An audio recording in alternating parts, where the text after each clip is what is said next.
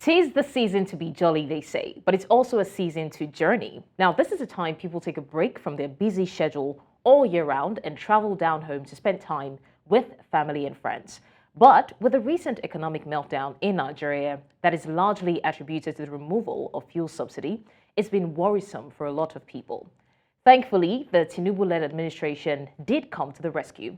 Shortly after the approval of free rides for commuters on all train services during this yuletide season, the president, Bola Tinubu, also approved a 50% slash in price of interstate transport fare for Nigerians traveling from today, the 21st of December 2023, to the 4th of January 2024.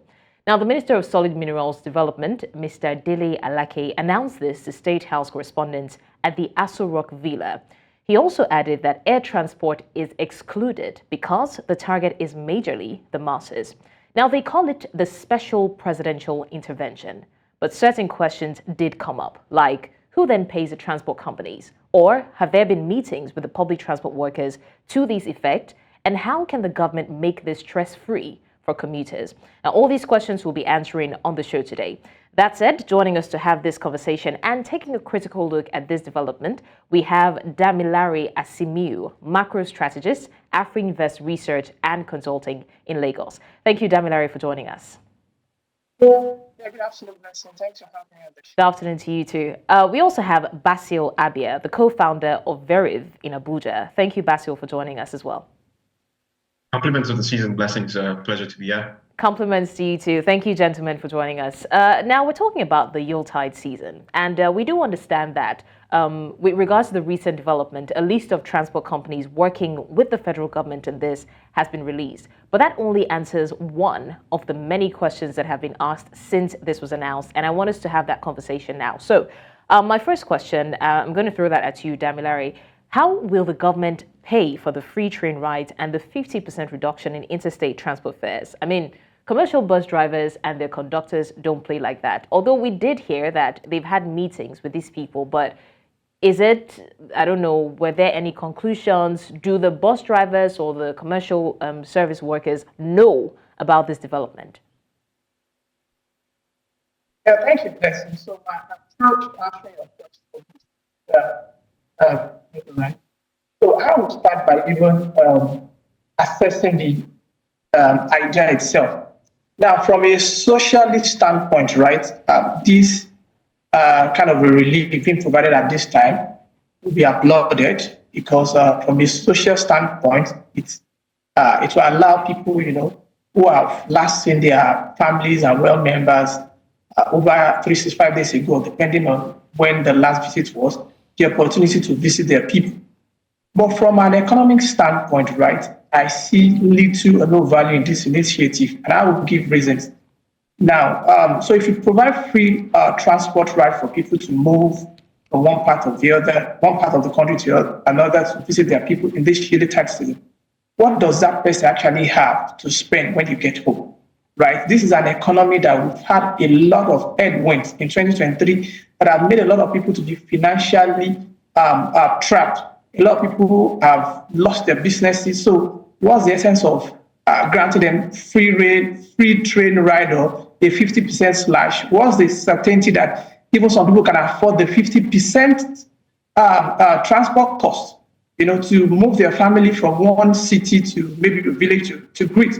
So from an economic standpoint, there's a flow in that direction because we should not only be looking at palliatives every time. We should be looking at long-term solution. Why providing palliative for people? Why not teach them how to fish? Why not make the economy accommodating to people to be able to do their business and make money? And also, from an economic point of view, right, providing train service at zero cost at this point is even irrational because really in economies where things are working well, right, this is actually a good time for the Nigerian rail service or whatever the management team of that institution to even make more money because you expect a lot of people to, board different transport services. But if you are saying you are providing that rail for free, the tracks were not put there for free. the coaches were not put there for free. And again, you also want to look at it from the standpoint of insecurity. You're asking people to use rail for free in a country whereby in the last 3-4 years, we've recorded several cases of people being kidnapped on the rail. So for most people, even if you give the rail transport for free, they will still not board it because the insecurity concerns have not been addressed. So concerning your question already now, how government will pay... Okay, Damilare, I'm sorry about that. Please hold on. I want to get Basil's thought on that, on what you just said, before you answer that question. So Basil, do you share the same opinion with Damilare? I share a variation of his opinion. I think from an economic standpoint, it doesn't make any economic sense. And I'll give you numbers to carry out. First and foremost, if you're making a policy decision, you have to understand that the potential of that policy to be effective is dependent on how widespread people benefit. And from the numbers that I have access to, I do not think it is possible for this initiative to benefit a widespread number of Nigerians. I'll give you one. For instance, if you're doing 100% off cost with regards to rail travel, you only have about 951 kilometers of standard gauge lines that are active to be able to use. We all know that is not enough to transverse the parts of Nigeria we have. Our railway lines are almost inactive in most parts, with the exception, of course, of the Abuja, Kaduna, Lagos to Ibadan rail lines through Abeokuta, of course, and Warri to Itakba. So even if you have people using those lines, where are they going to connect to the other parts of Nigeria that do not really have active rail lines? I know that, of course, we have over 3,500 kilometers of gauge lines, but our gauge lines barely work, the exception of one or two routes between Kaduna and Moda, and even those ones are lethargic performance. So we now transition to bus travel, luxurious bus travel. They are only going to work with 5 luxurious bus companies. What does that work? How is that going to give us that level of widespread use? In macroeconomics, we call it bidirectionality, that you make a policy announcement and you start to implement, and there's a bidirectional spread of the benefits, a multiplier effect spread of the benefit. With 5 companies and 28 routes, with 90%, another statistic that's very important for us to know is that 90% of vehicular traffic, 90% of people-based traffic in Nigeria is borne or are borne by our Nigerian roads. If you have just 5 players who are going to partake in that policy implementation, and you have 28 routes, that is a very tiny drop into the mighty ocean. So at the end of the day, you make an announcement that doesn't really benefit the mass of Nigerians. And then secondly, you take up a burden with regards to revenue. Now, to answer the question that you asked earlier as to how they will probably fund it, there's a chance that they will fund it through tax rebates. So these companies have to pay company incorporation taxes every year. For instance, you give them a rebate of that percentage that they're paying, and that covers, if you do your math, of course, that covers for the cost that they're going to bear throughout this festive period, that they're doing 50% rebates. That's for the luxurious bus companies, of course. Now, secondly, another option would be that you give, another option would probably be that they would just give the luxurious buses a tranche of cash, that covers for all of the cost of the 50% rebates that they're offering for Nigerians with regards to using these luxurious bus lines. Again, you put in more liquidity without really generating as much outcomes that you want. The intention for policy should be that we get more consumption during our festive period so that we have a recharge. And somehow, we also try to reduce the inflation. Now, according to projections using autoregressive motor averages that a number of my colleagues actually have carried out using past inflation data, there's a potential that we're going to hit 40% with food inflation at some point around August 2024. We're definitely going to reach 30% in headline inflation by January 15, when the NBS, the National Bureau of Statistics, finally announced our inflation numbers for December. So these are very dire numbers with regards the entire macro view of the Nigerian economy. Folks in the equities markets will be looking out to these numbers. You're making this policy implementation to say you want to help fight that inflationary surge that will happen during the festive period. but you're making the implementation in a way that is not effective. That is exactly what this policy is going to, cause in terms of its causative factor potential. All right. Okay. I mean, you both have made very reasonable points, but I'm going to come back to Damilare. Now, with the impact that the fuel subsidy removal has had on the economy, and I did hear you both, but wouldn't you say that this is an applaudable initiative? Although some people will still argue that, well, the government is trying their best to make it up to the people, that's the citizens now, but at the end of the day, the government was the same one who put them in that situation. So where's your mind at in that sense? So let me start by saying Basil's comments was more of a compliment to what I said initially, that being a variation. So coming back to the question, right? The reality is that we need to move away from palliatives. We need to move away from focusing on short-term relief. If you call this short-term relief, like I mentioned earlier, if you analyze this, which is what Basil also provide context on, right? There are more downside to these initiatives, right? This initiative of providing transport for free or subsidized than the upside. I mean, the essence of people wanting to go home to meet with their families is not just more, it's more than just traveling down. It's also an avenue for them to improve on some people's lives. So people that are traveling, that you are making these transport services to be free or slashing the rate for now, do they actually have the purchasing power to drive sales in those environments? That is what grows an economy, not when people's purchasing power are being degraded and you're providing transport services to move around, or allow them to travel for free. So by and large, right, I think we need to be, the government needs to begin to look for more sustainable solutions rather than providing palliatives. Because just like we both stress in our different arguments, right, a lot of people will not even welcome this initiative. First, from the perspective of insecurity. You put me on a train, there's no guarantee that the train will get to my destination. I won't risk my life. The other thing is that, and I will use Lagos as an example. Imagine someone living in, let's say, Okoba, right? And the person needs to connect to the train in Yaba. The person will have incurred sizable amount using interstate transport services before even getting to the rail service where you use where you board a free rail.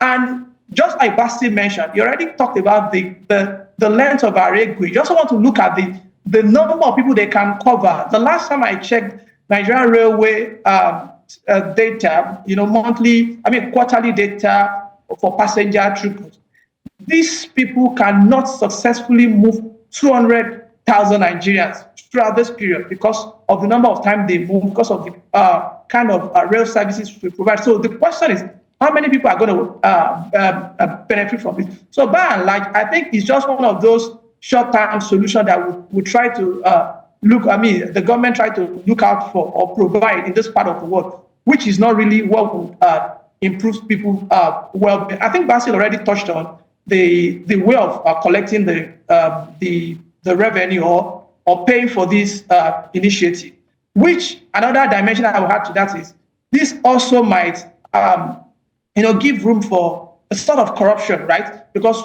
yes, we have like 5 transport organizations that have been engaged to move people. Now, let's even imagine that these people can do that efficiently. How do you keep track to ensure that it's actually people who benefit this movement that are paid for? The same for rail. Even before this period, we've had cases of people who are being made to bypass payment for the rail service now that we have adopted e-payment. So now that the government is now trying to subsidize in terms of payment, there could actually be opportunity for some people to want to beat the system, to also sabotage this effort. So by and large, I think the initiative was not well thought through, and I feel from an economic standpoint that there are more downside than upside to this. All right, thank you for that as well, Damilare. Now, Basil, coming back to you, for a minute, let's sidestep the economic impact of this initiative now and just focus on the initiative on its own. Now, one of the things that was mentioned was that air transport is not a part of this agreement. Now, with no intention to sound like an Oliver Twist, but shouldn't there also be considerations made for air travel during this time? I mean, Damilare just mentioned the security issue. The security state of a nation is pitiable. Plus, some people still can travel long distance, like pregnant women, for example. So shouldn't there be considerations in that fare, despite the fact that it's more expensive? I'll be honest with you, the considerations that we want to consider for the aviation sector would be detrimental to that sector. The sector is yet to recover from the downsides that happened during the pandemic.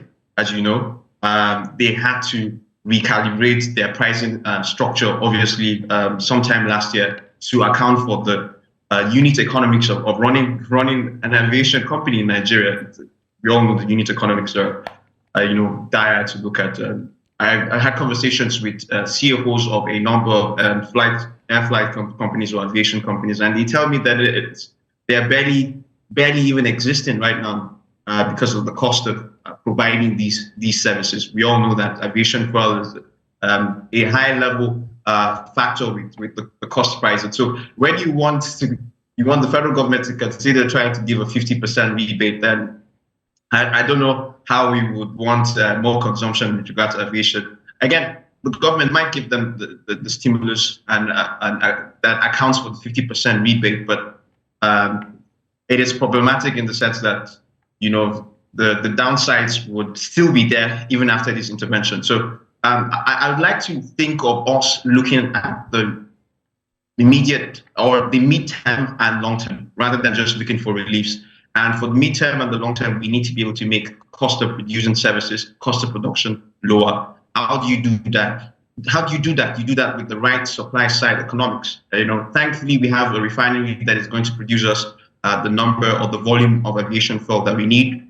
We're projecting that might positively affect pricing structure for aviation companies in the long run, say 18 months, when Dangote Refinery starts to produce at 80% capacity at the very least. So that's a good good fortune for us in the coming 18 months for medium term. But we need to make sure that we double down on efforts to be able to allow for cost of services in aviation to get lower a bit, not really lower, but like ensure that sector is functional, that sector is thriving, and people can now be able to use these services. Another thing is also to get our purchasing power up. Nigerians have been decimated by a number of the macroeconomic policies that the new presidency has implemented over the last 6 months. We know that according to certain projections by the World Bank, we're adding about 1 million poor people this year just off the back of these macroeconomic policies, like the removal of subsidy, the devaluation, or the crawled peg of the naira, and a number of more things that are coming up, including more taxation. So the tax burden will increase in the coming months. So when you look at all these numbers, I think it is economically viable, rather for supply side economics to be the considerations for the federal government, especially the economic council, the Federal Economic Council. When we get that thinking right, then we can now say we're going to make progress in the next 18 to 24 months. However, these short reliefs will, like my colleague in Lagos has reiterated, there are more downsides to upsides, and what doing well, and I'll end it that way. All right, thanks a lot for that, Basil. Back to you, Damilare. Now, we still have the economic implications of the special presidential intervention hanging in somewhere, but we're still focusing on the intervention itself. Now, this is Nigeria, right? We know that several times the government gives an order, and then these private-owned companies or even the commercial workers sometimes are defiant in some way. So how would the government ensure that these companies or transport workers comply with the reduced fares? Because what would a citizen do if they want to, take a bus or something, and then they're arguing with the conductor? No, but the government said we're supposed to pay 50% less and all that. And the person is like, I don't care. So how does the government ensure that everyone complies with this? So, this just to portray what we have earlier mentioned. The planning, the timing, the announcement timing of this initiative is actually very wrong. or very late. And because you look at the Nigerian transport system, we're not like in the UK where train services, okay, maybe our train now, we now have e-tickets, which some people still bypass. But you look at our road transport networks, right? Maybe save for those major transport agencies that have offices where people do booking and get tickets. For most other transport providers, you have to pay your cash. So how do you monitor the amount that is being paid? And you're just making that announcement, made the announcement, I think, late last night or early this morning, and you said it has taken effect. What mechanism have you put in place? I think Nigeria is good at what we call fire brigade approach. So because if we have a functional system, I mean, it wouldn't have been difficult to actually implement such initiative like this, even though economically speaking, have agreed that it is not very sound enough. But even if we are to look from the prism from a socialist prism, right, the implementation itself will be a bit chaotic, because how do you, control the cost of transportation? I read that the government already planned to work with the NURT people. Hey, these people cannot help you enforce your rule. There should be proper mechanism. There should be proper mechanism to ensure that things like this are well channeled. So I see this initiative as just one of those things that the government wants to do to catch the headline for the good reasons. But in terms of the practicality of it, in terms of the cost-benefit analysis of it, I think I'm not seeing more of an upside, because it will be very difficult to ensure compliance. Compliance might be easy at the rail station because it's solely owned by governments, a monopoly business. But for these other ones, yes, you have 5. And just like my colleague rightly mentioned the other time, 5 out of more than 40 interstate bus service companies in Nigeria. This is a joke. All right. On this note, I want to say thank you, gentlemen. I mean, it really is an initiative that has caused controversy. A lot of people are even saying that the math is simple. Fuel price almost tripled, but the transport cost has slashed into 2. Someone is getting something. We won't have time to go into that, but I want to say thank you, Damilare Asimiu, macro strategist, AfriInvest Research and Consulting. Thank you so much for joining us. Thanks for having me on the show, Blessing. My pleasure. Also, a big thank you, Basil Abia, co-founder, Veriv Abuja. Thank you for joining us as well, Basil. A pleasure to be here, and enjoy the holidays, everyone. And you too, compliments to both of you. All right, you're still watching VSA. When we come back, we'll take a look at the urge for the immediate use of Chinese currency in Nigeria as our economy is taking a downturn. You don't want to miss that. Stay with us.